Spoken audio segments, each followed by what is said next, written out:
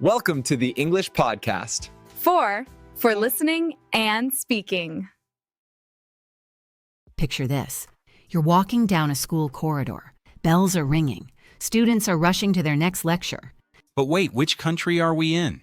Because that corridor could look completely different depending on where you are. Welcome, everyone, to English Podcast for Listening and Speaking. I'm Emily, and I'm absolutely buzzing about today's topic. And I'm Brian. Slightly less buzzing, but equally curious about how different our school experiences really are. Today, we're diving deep into educational systems around the world, comparing everything from daily schedules to teaching styles. We'll explore how students in Japan have longer school days than most European countries naturally.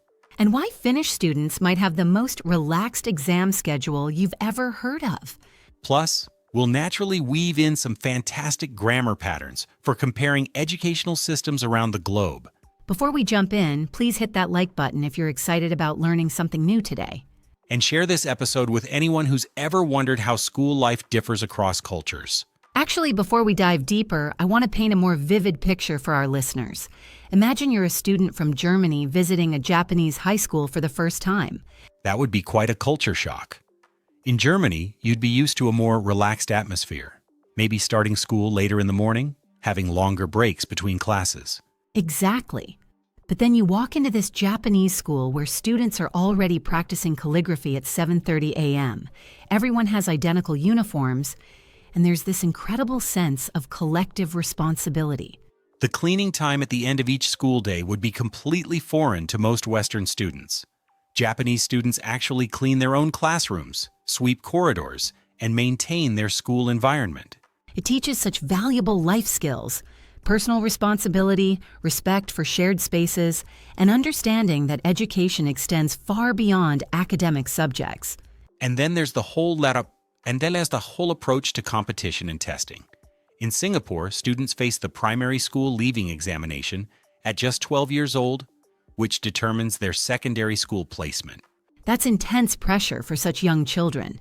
Compare that to Swedish schools where there are no grades until students are 13, and the focus is entirely on collaborative learning and personal development. Teacher-student relationships also vary dramatically. In Thailand, students show incredible reverence for their teachers through the Wai Kru ceremony, expressing deep gratitude and respect. While in countries like Australia or Canada, the relationship tends to be more informal and collaborative, with teachers often encouraging students to call them by their first names and express disagreement respectfully. Let's talk about something often overlooked in educational comparisons: how different systems approach creativity and arts education. Italian schools, for example, integrate art history and cultural heritage into almost every subject. That's brilliant. Living in a country with such rich artistic heritage, Italian students naturally develop aesthetic appreciation alongside academic knowledge. It creates a more holistic educational experience. Meanwhile, in many American public schools, arts programs are often the first to face budget cuts during financial constraints, which really impacts students' creative development. That's such a short-sighted approach. Creative thinking, problem-solving, and aesthetic appreciation are essential skills for innovation in any field, not just traditional arts careers. Speaking of essential skills, let's discuss language learning approaches across different educational systems. Our listeners learning English will find this particularly relevant. Absolutely. In Scandinavian countries, English is integrated naturally throughout the curriculum from early ages, with students watching English media and participating in international exchange programs regularly. That immersive approach contrasts sharply with more traditional grammar-focused methods in some Asian educational systems, where students might excel at written English but struggle with conversational fluency. Both approaches have merit, though. And speaking of holistic education, let's talk about physical education and health programs. French schools have mandatory 2-hour lunch breaks where students often participate in organized sports. That's fascinating. Meanwhile, American schools often emphasize competitive sports programs with significant funding for athletics, sometimes even rivaling academic program budgets. Which can create amazing opportunities for talented athletes, but sometimes leaves less athletic students feeling excluded from physical education. I prefer systems that emphasize fitness and well-being for everyone. Brian, I have to ask you something that's been on my mind since we planned this episode. Go ahead, Emily. I can see that passionate educator look in your eyes already. Do you think the length of a school day actually determines how much students learn? The classic quality versus quantity debate. You're trying to get me in trouble already, aren't you? Never. But seriously, South Korean students spend nearly 12 hours at school daily, including after-school academies. While Finnish kids have some of the shortest school days in the world, yet consistently top international rankings. That's exactly what fascinates me. It makes you wonder what the most effective approach really is. Well, maybe the most effective approach isn't about hours at all. Maybe it's about engagement. Ooh, now you're speaking my language. Engagement is everything when it comes to real learning. But let's be practical here. Parents see longer school days and think their children are getting more value. That's such a traditional mindset, though. What if shorter, more intensive learning sessions are actually superior? Superior to what exactly? We need to define our terms before we start making grand comparisons. Fair point. Superior in terms of student well-being, creativity, and long-term retention of knowledge. Now, those are metrics I can work with. And honestly, the research does support your enthusiasm here. I want to hear from our amazing listeners, too. What's the most unique thing about your educational system? Yes, drop a comment and tell us how your school day compares to what we're discussing today. Do you have mandatory nap time like some schools in China, or outdoor education like in Denmark? Speaking of Denmark, their students have some of the highest happiness levels globally while maintaining excellent academic standards. That's because they've figured out that the happiest students are often the most successful ones. Or maybe successful students are simply more likely to report being happy. Correlation versus causation, Emily. Always the skeptic. But you know what? That's exactly why our listeners love these conversations. Well, someone has to ask the difficult questions. That's what makes learning interesting after all. And that's exactly what we're going to explore today. Different systems, different philosophies, same goal of education. So let's dive into our first major comparison, how schools structure their academic year and curriculum. Brian, when you think about academic calendars, what strikes you as the most significant difference globally? Honestly, the semester versus trimester debate is more complex than most people realize. Oh, I love this topic. American universities typically use semesters, but British universities prefer shorter terms. Exactly. And both systems have their advantages, though I'd argue semesters allow for deeper curriculum exploration.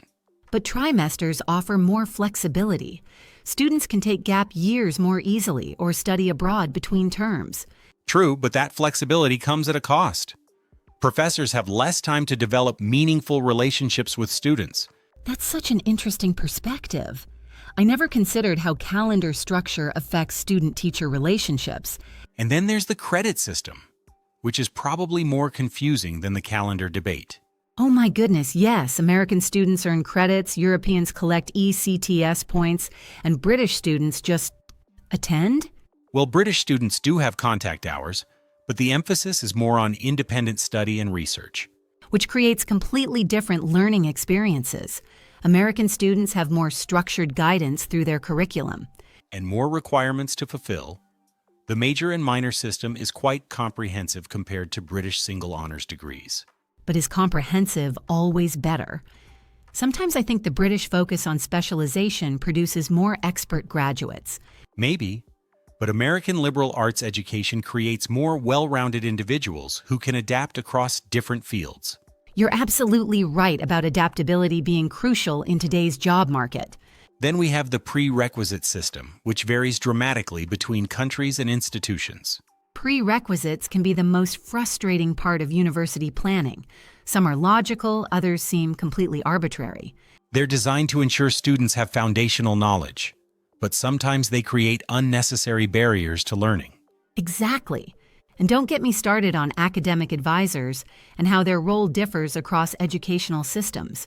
In some universities, advisors are deeply involved in students' academic journey. In others, they're practically non-existent. The personal attention American students receive from advisors is probably their educational system's strongest advantage. Though I'd argue it also creates dependency. European students develop more independent decision-making skills earlier. But what about students who need more guidance? Not everyone thrives with complete academic freedom from day one. That's a fair point. Different students need different levels of structure and support throughout their academic journey. Which brings us to electives. American students have so many more elective options than most other systems. True, but do they need that many options? Sometimes too many choices can be more paralyzing than helpful. I love having choices, though.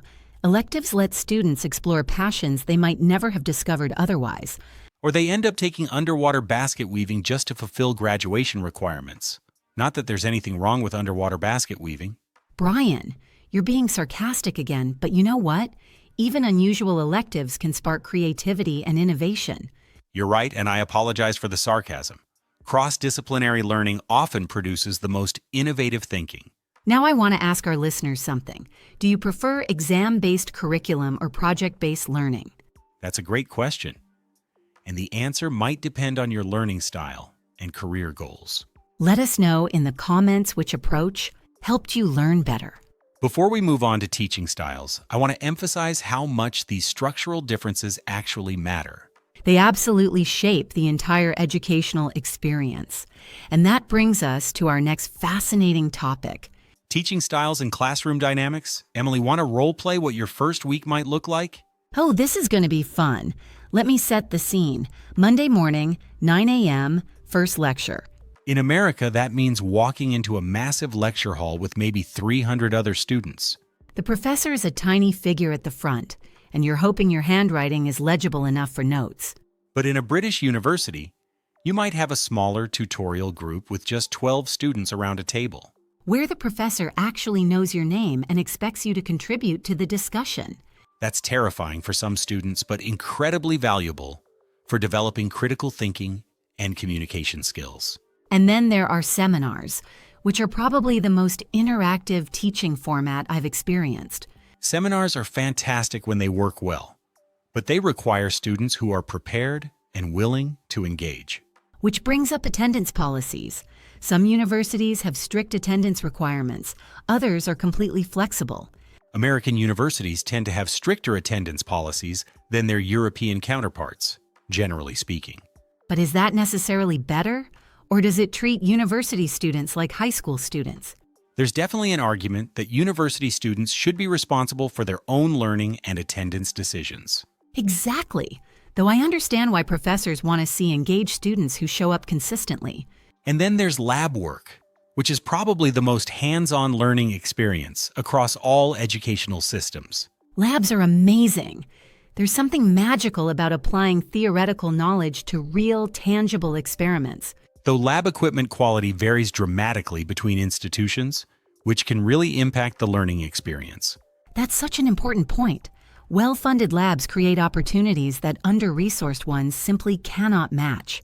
And speaking of resources, grading rubrics differ significantly across cultures and institutions. American grading tends to be more transparent, with detailed rubrics explaining exactly what constitutes different grade levels. While British marking can be more subjective, focusing on overall quality and originality rather than specific criteria. Both approaches have merit. Detailed rubrics provide clarity, but subjective assessment can recognize unique insights. The challenge is ensuring fairness and consistency, regardless of which grading philosophy an institution adopts. Let's talk about something that's revolutionizing education worldwide: technology integration. South Korean schools are probably the most technologically advanced globally, with digital textbooks and AI-assisted learning platforms. Their students are incredibly comfortable with digital learning environments, but there's ongoing debate about whether technology enhances or distracts from traditional learning processes. I think it depends on implementation. Estonian schools have found an excellent balance, using technology to enhance problem-solving and creativity, while maintaining strong foundations in traditional subjects like mathematics and literature. Though we must acknowledge that technology integration often highlights educational inequality. Schools in wealthy areas have cutting-edge equipment, while others struggle with basic internet connectivity. That's such an important point. The COVID-19 pandemic really exposed these digital divides, with some students thriving in online learning environments while others fell behind due to lack of resources or support at home. Another fascinating difference is homework culture. Finnish students spend the least time on homework globally, averaging just 30 minutes per night, yet achieve excellent academic results. That's remarkable compared to Chinese students who might spend 4 to 6 hours nightly on homework and additional tutoring. It really makes you question whether more homework necessarily means better learning outcomes. An often overlooked but crucial aspect is how different systems support students with diverse learning needs. Norwegian schools are pioneers in inclusive education, integrating special needs students into mainstream classrooms with proper support. That's beautiful. It creates empathy and understanding among all students, while ensuring no one is left behind.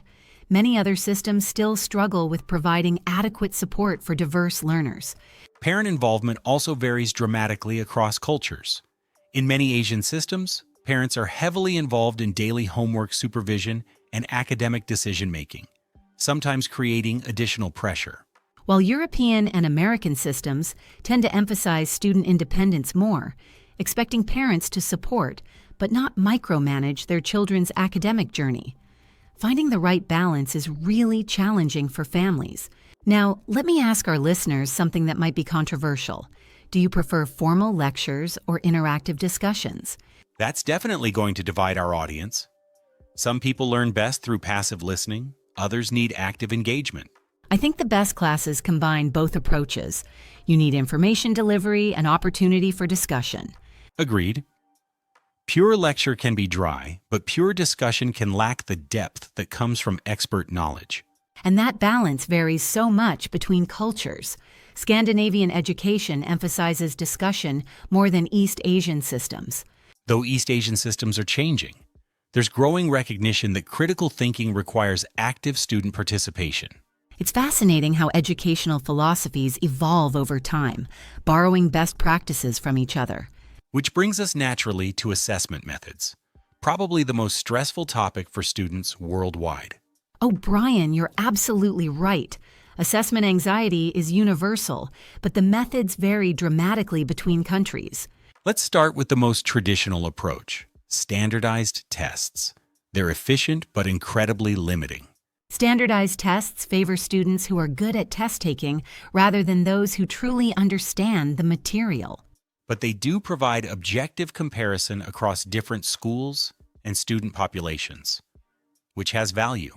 Fair point. Though I still believe term papers and extended projects better demonstrate deep understanding.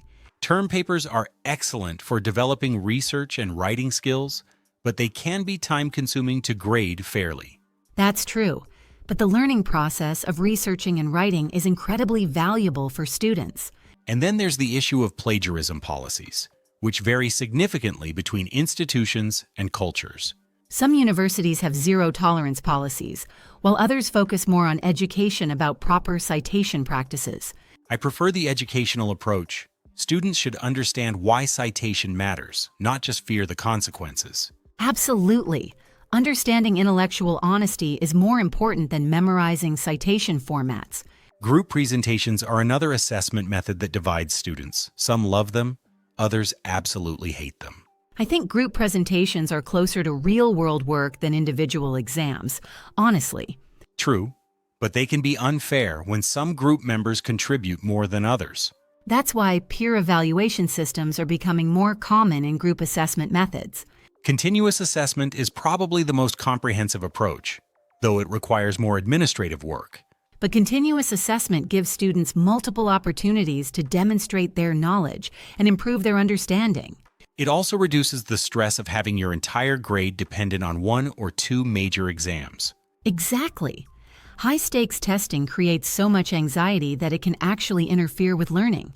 Though some students actually perform better under pressure and prefer the clarity of major exam deadlines. That's true. Different assessment styles suit different learning personalities and stress management abilities. Which is why the best educational systems probably offer multiple assessment pathways for different student needs. And what about thesis work? That's probably the most intensive assessment experience most students will ever face. Thesis writing is incredibly valuable for developing independent research skills and deep subject matter expertise. But it's also isolating and can be overwhelming without proper supervision and support systems. That's where office hours become crucial. Professors need to be accessible for guidance and feedback. Office hours are probably one of the most underutilized resources in higher education. Students should definitely take advantage of office hours, especially when working on complex projects or struggling with concepts. Now, I want to ask our listeners something important. Do you prefer traditional exams or essay-based assessment? And more importantly, which type of assessment actually helped you learn the material better? Please share your experiences in the comments. We'd love to hear about different assessment cultures around the world. Speaking of different cultures, let's talk about something that might surprise our listeners: campus life variations. Campus life is where educational systems really show their personality. It's so much more than just academic learning. Let's start with housing.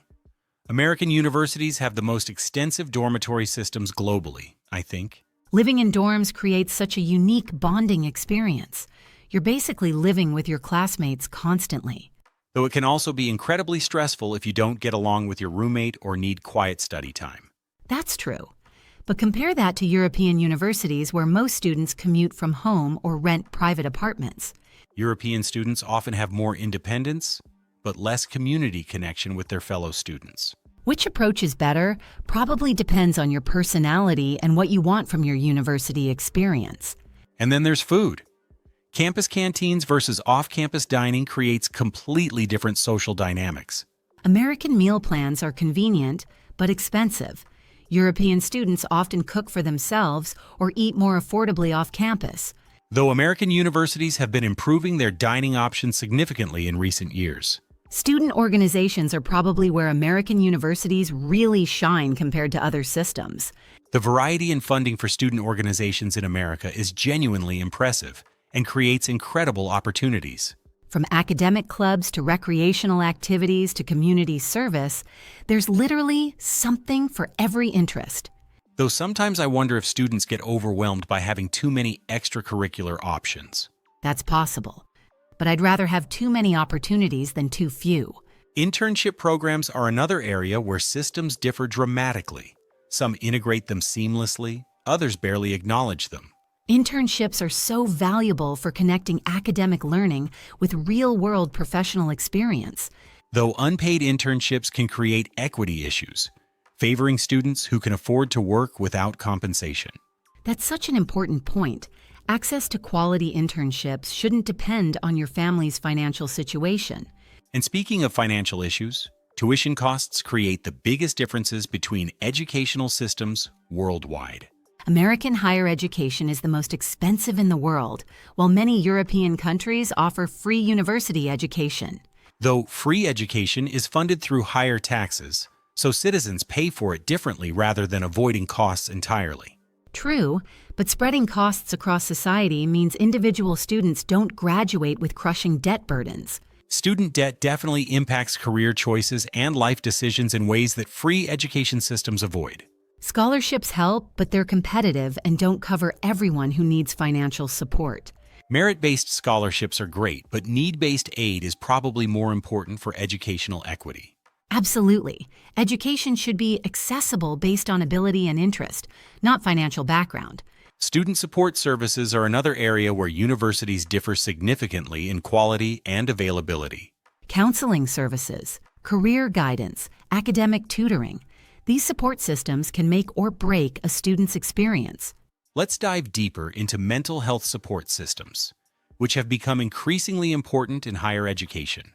Australian universities have some of the most comprehensive counseling services globally, with peer support programs and preventive mental health initiatives. That's so crucial. Academic pressure, social adjustment, and financial stress can be overwhelming for students. Having accessible mental health resources isn't a luxury. It's essential for educational success. Though cultural attitudes toward mental health vary significantly, some educational systems are more progressive in normalizing counseling and emotional support, while others still carry stigma around seeking psychological help. You know what's really interesting?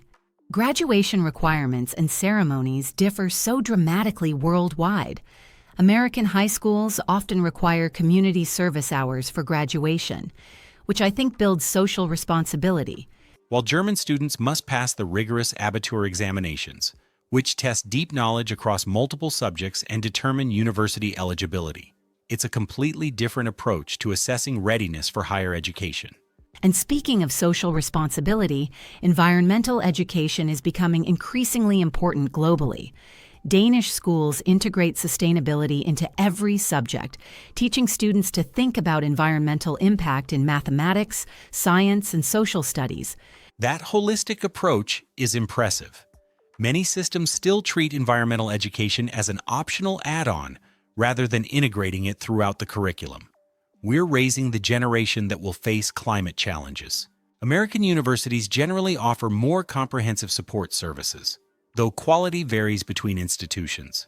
Career services are particularly important, helping students transition from academic to professional environments.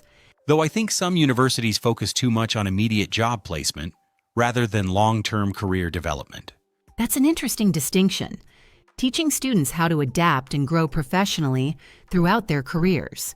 Especially since most students will change careers multiple times during their working lives. I want to ask our listeners about their favorite campus life experience. What's the best perk your university offered? Was it the student gym, cultural events, study abroad programs, or something completely unexpected? Let us know in the comments. We're always curious about unique campus features around the world.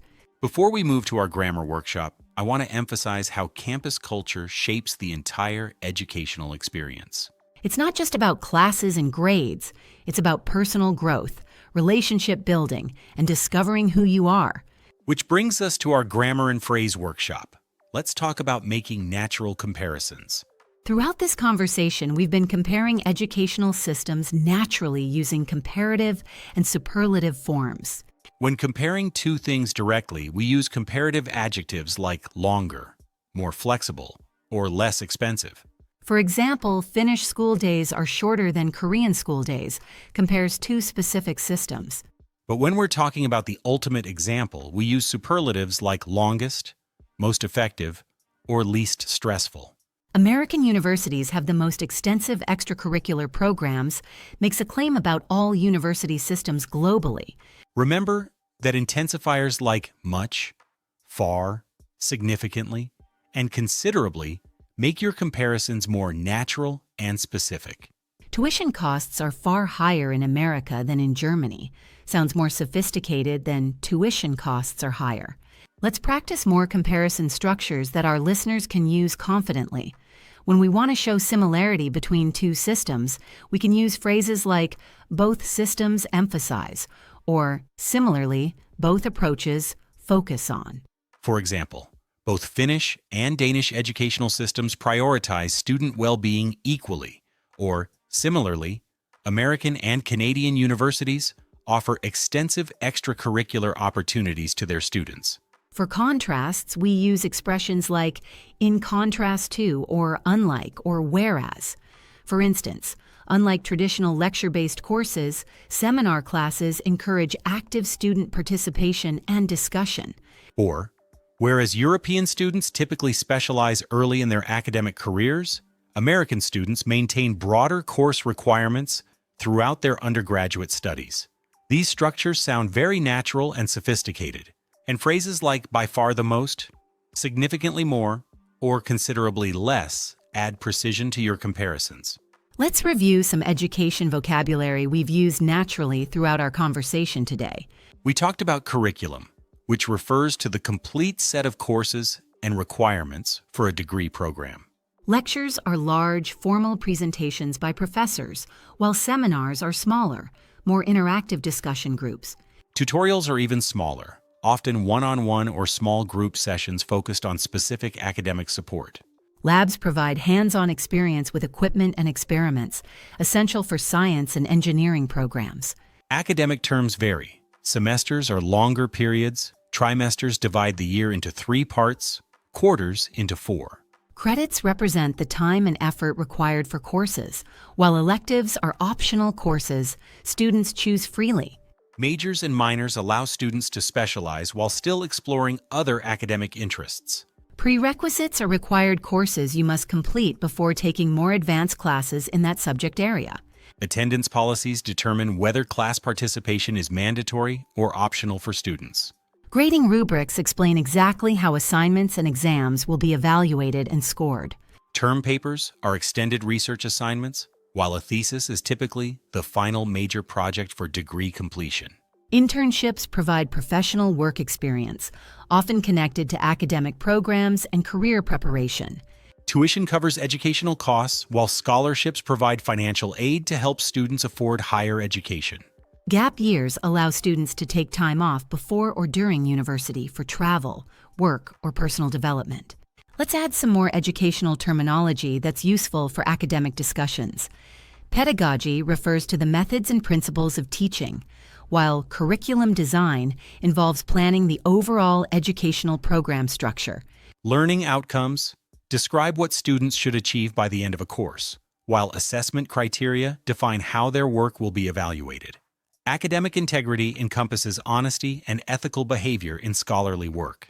Career readiness programs prepare students for professional life, including resume writing, interview skills, and workplace communication. Alumni networks connect graduates with career opportunities and mentorship throughout their professional development. Professional development continues after graduation through workshops, certifications, and continuing education programs. Lifelong learning reflects the modern reality that knowledge and skills must be continuously updated throughout one's career. Before we move to our final reflection, let's discuss international education opportunities. Study abroad programs have become increasingly popular, with European students benefiting from the Erasmus exchange program across multiple countries. These international experiences provide invaluable cultural competency and global perspective that employers increasingly value. Students return with enhanced language skills, adaptability, and cross-cultural communication abilities. Though access to international education often depends on financial resources and family support, which creates equity concerns. Not all students can afford semester abroad programs or international summer schools, unfortunately. That's why virtual exchange programs and international online collaboration projects are becoming more important. Technology can provide global perspectives even when physical travel isn't possible. Brian, having explored all these different systems and approaches today, I'm struck by how much we can learn from each other. Every system we've discussed has unique strengths worth celebrating and studying. Absolutely, Emily. What started as a comparison exercise has become a celebration of educational diversity. I'm reminded that there's no single path to effective learning. Different approaches serve different student needs and cultural contexts. I'd love to hear from our international listeners about unique aspects of their educational systems that we haven't discussed today. What makes your school experience special or challenging? Yes, share your stories about innovative teaching methods, unique traditions, or surprising differences you've noticed when studying abroad. Your experiences help create a richer understanding of global education. Exchange programs let students study in other countries, experiencing different educational systems firsthand. Academic advisors help students plan their coursework and navigate university requirements and opportunities. The registrar's office handles enrollment, transcripts, and official academic records for all students. And finally, canteens provide on-campus dining options, creating important social spaces for student interaction. Now for your homework. We want you to practice using comparative and superlative forms naturally. Write 3 sentences comparing different aspects of your educational experience using the vocabulary we've discussed. For example, my university's library is more modern than my high school's, but the canteen food is significantly less appealing. Or, the most challenging aspect of my curriculum has been balancing major requirements with interesting electives. Post your sentences in the comments, and we'll give feedback on your grammar and vocabulary usage. This brings us to our final section, and Emily, I can feel your inspirational energy building. Emily gets this look when she's about to share something profound about education and human potential. You know me too well, Brian.